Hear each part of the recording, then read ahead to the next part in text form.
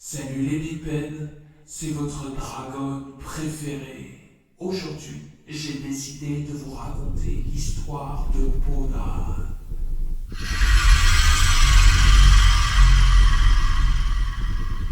Il était une fois, il y a fort longtemps, dans un royaume fort lointain, un roi. Un très grand roi, très riche et très puissant. Il faisait bon vivre dans son royaume. Son adorable moitié, sa reine, était très belle. Elle était également douce, intelligente, et il était l'époux le plus heureux de son royaume. Une petite fille naquit de leur merveilleuse histoire d'amour. Elle était si fantastique qu'ils ne regrettèrent jamais de ne pas avoir eu plus d'enfants. Dans leur vaste et magnifique palais, tout n'était qu'abondance et magnificence. Mais le plus bel endroit était sans nul doute les écuries. Elles étaient splendides et abritaient les plus beaux chevaux. Cependant, la plus belle place revenait à un âne. Un grand et bel âne avec de grandes et belles oreilles. Étonnant, n'est-ce pas? Mais cet âne était loin d'être ordinaire. Quand il mangeait, il ne ressortait pas des crottes, mais des pièces d'or.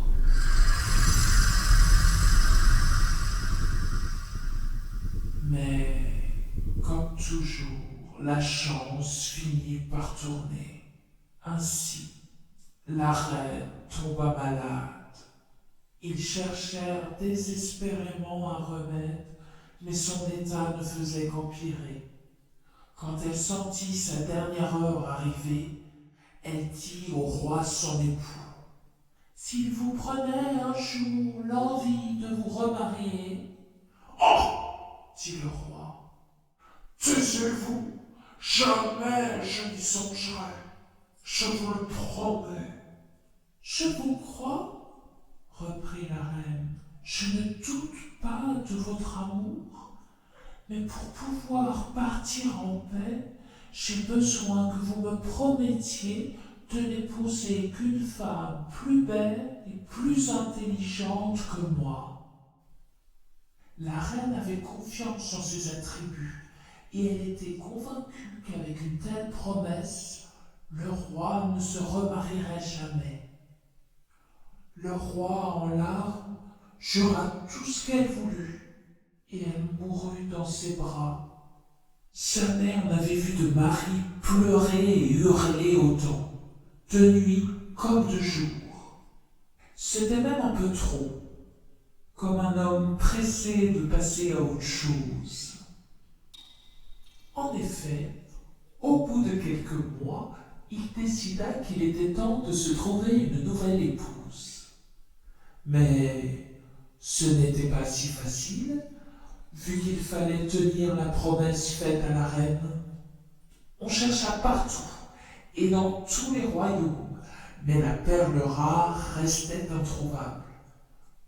Seule la princesse était plus belle que sa mère et possédait des qualités qu'elle n'avait pas. Le roi le remarqua et, brûlant d'un amour extrême, se mit en tête de l'épouser.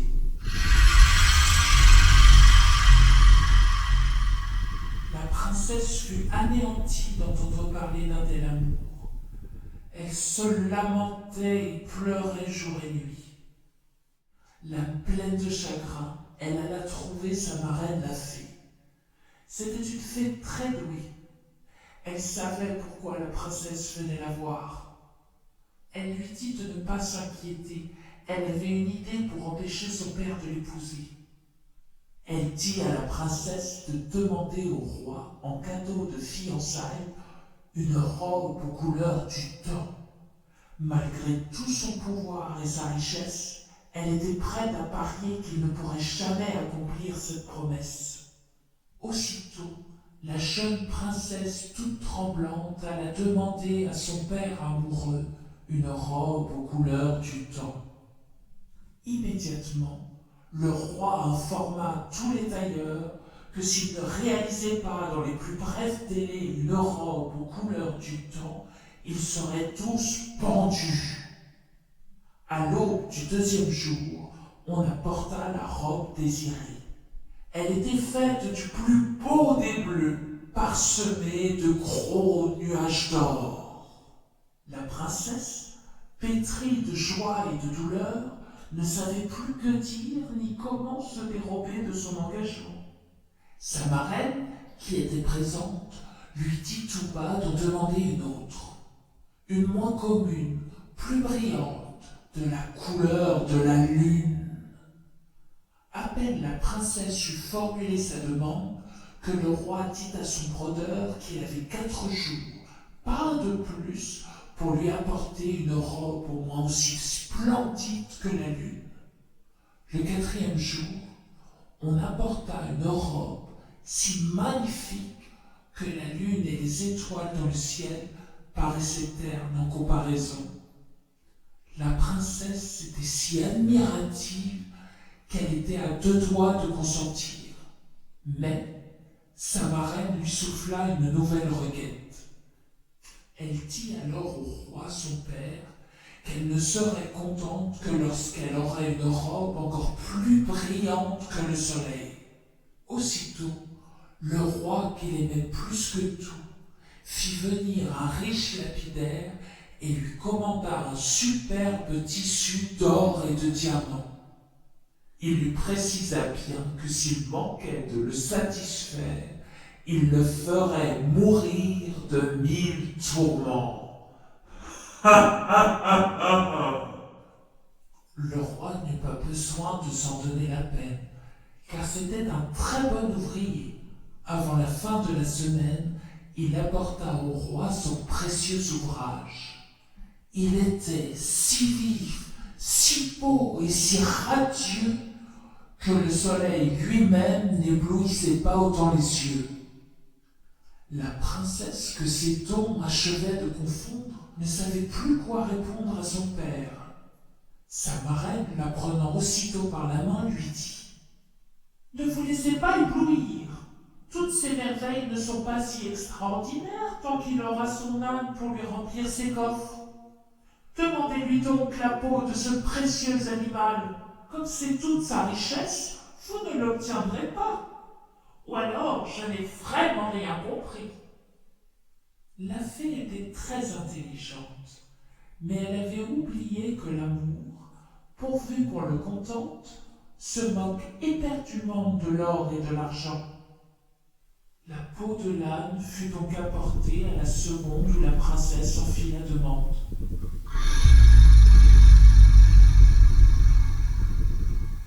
Cette peau sanguinolente l'épouvanta terriblement quand on lui apporta. Sa marraine apparut alors et lui dit de ne pas désespérer. Il fallait laisser penser au roi qu'elle était tout à fait disposée à l'épouser. Mais à la nuit tombée, seule et bien déguisée, elle l'aiderait à s'enfuir dans un état lointain. Il n'y avait désormais pas d'autre option pour éviter ce mariage. La fée fit apparaître une grande cassette afin d'y mettre les habits, le miroir et les pierres précieuses de la princesse. Elle lui donna ensuite sa baguette et lui dit « Tant que vous tiendrez ma baguette, la cassette vous suivra cachée dans la terre. Quand vous souhaiterez la faire apparaître, il vous suffira de toucher la terre avec la baguette. Emmitouflez-vous dans la dépouille de l'âne, elle est si effroyable que personne n'ira s'imaginer qu'elle renferme quelqu'un d'aussi beau. » La princesse suivit les conseils de sa marraine et ainsi déguisée s'en alla. Quand le roi apprit le départ de sa fille, il fit fouiller toutes les maisons, tous les chemins et tous les recoins de son royaume, mais il ne la retrouva pas. Un triste et noir chagrin s'abattit alors sur tout le royaume. La princesse cependant poursuivait son chemin. Elle était couverte de grâce. Elle tendait la main à tous les passants et cherchait du travail partout. Mais même les moins délicats refusaient de lui parler tant ils la trouvaient sale. Elle continua donc à avancer, loin, très loin, jusqu'à une grande métairie où la fermière avait besoin d'une souillon pour laver le linge et l'enclos des cochons. On l'installa dans un coin au fond de la cuisine. Elle devint immédiatement le souffre-douleur des valets. Il la harcelait constamment et inventait chaque jour de nouvelles façons de la tourmenter. Heureusement, elle se débrouillait pour avoir le dimanche après-midi de libre. Elle s'enfermait alors dans sa chambre, elle se décrassait et ouvrait sa cassette. Elle sortait alors son miroir et enfilait une de ses robes, tantôt celle de la lune, tantôt celle du soleil, ou encore celle d'un bleu azur resplendissant. La seule chose qui la peinait, c'était qu'elle n'avait pas la place d'étaler la traîne dans sa chambre. Elle aimait se voir belle et resplendissante dans son miroir. Ce petit plaisir lui donnait la force de tenir jusqu'au dimanche d'après. J'allais oublier de vous dire que cette grande métairie abritait la ménagerie d'un magnifique et puissant roi. On y trouvait plus de 1000 sortes d'oiseaux différents et elle était enviée de toutes les cours environnantes. Le fils du roi en question adorait venir se reposer dans ce superbe endroit avec les seigneurs de la cour. Il était beau et Podane se surprit à le regarder. Cela lui rappela que sous la crasse et les haillons battait toujours un cœur de princesse. Elle le trouvait grand, elle le trouvait charmant. Elle se disait que celle qui l'épouserait serait une grande chanceuse. Un jour, le prince se trouva désœuvré et s'aventura dans une allée sombre de la métairie. C'était là que se trouvait la chambre de Podane. Comme si de rien n'était, il se mit à regarder par le trou de la serrure. Comme on était dimanche, elle avait revêtu une de ses superbes robes, celle d'or et de diamants qui irradiait encore plus que le soleil. En la voyant, le prince en eut le souffle coupé et ne put détourner le regard tant il était émoustillé. Consumé de désir, il voulut enfoncer la porte.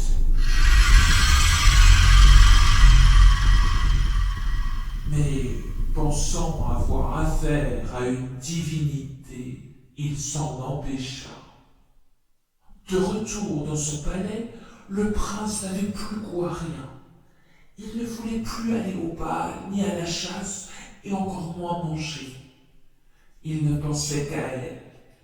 Il ne comprenait pas comment une telle nymphe pouvait vivre dans une allée aussi sordide. Il chercha donc à savoir qui elle était, et on lui expliqua qu'elle n'était ni belle ni désirable, et qu'on l'appelait Podane à cause de cette effroyable dépouille qu'elle portait sans cesse. Mais le prince ne voulait rien entendre, tant il était ébloui par son souvenir. Cependant, sa mère, dont il était l'enfant unique, n'en pouvait plus de le voir déprimé. Elle cherchait par tous les moyens à trouver une solution. Le prince finit par formuler une requête. Il voulait que Podane lui fasse un gâteau. Sa mère n'avait aucune idée de qui était Podane, mais qu'importe, elle donna l'ordre. Podane s'exécuta. Elle prit tous les ingrédients et s'enferma dans sa chambre. Là, elle se décrassa et se para d'une de ses belles robes. Ainsi habillée, elle commença la préparation du gâteau. Et juste avant de le cuire, elle glissa dans la pâte une de ses plus belles bagues, un anneau d'or fin, orné d'une énorme émeraude.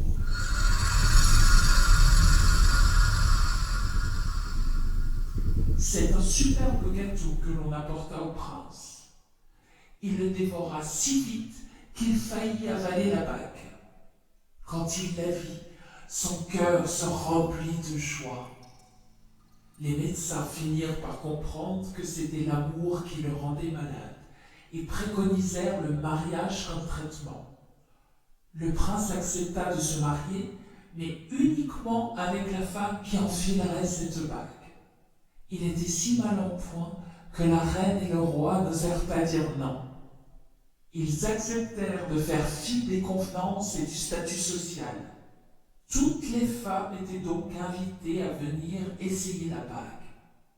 Le bruit courut que pour épouser le prince, il fallait avoir le doigt bien fin. On vit donc apparaître tout un tas de charlatans, plus barbares les uns que les autres. Certains vous rabotaient le doigt à la râpe et d'autres vous coupaient en bout ou vous enlevaient la peau à l'acide.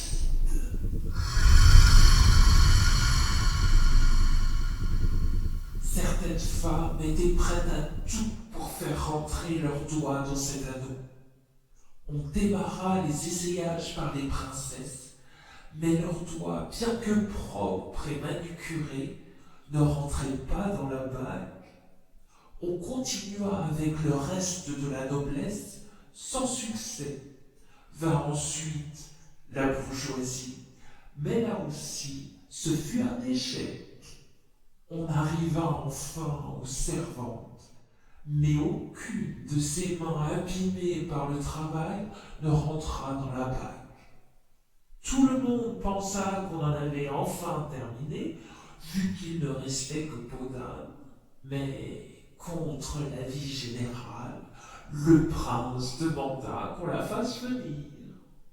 La foule s'indigna lorsqu'elle entra dans le palais, mais lorsqu'elle sortit de dessous cette effroyable peau d'âne, une belle petite main blanche comme l'ivoire, et que la bague entoura parfaitement son doigt, la cour, stupéfaite, s'arrêta de respirer. Quand elle retira finalement sa peau d'âne, une bonne partie de l'assemblée s'évanouit devant tant de beauté. Elle portait sa robe aux couleurs du soleil et avait mis des diamants dans ses cheveux.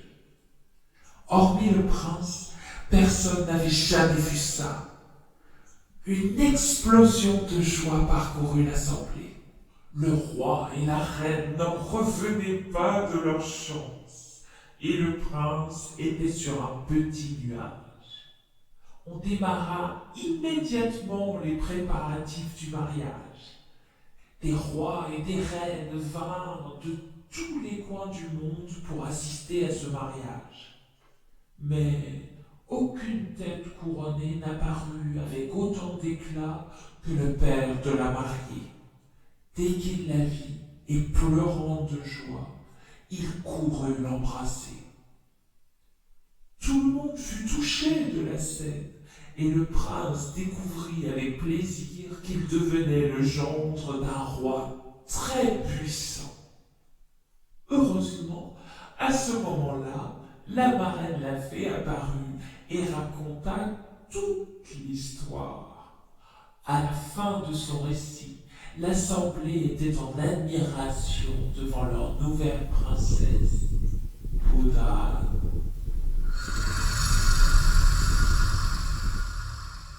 C'est ainsi que s'achève l'histoire de peau d'âne. Un happy ending vraiment pas terrible qui mériterait à mon sens d'être réécrit.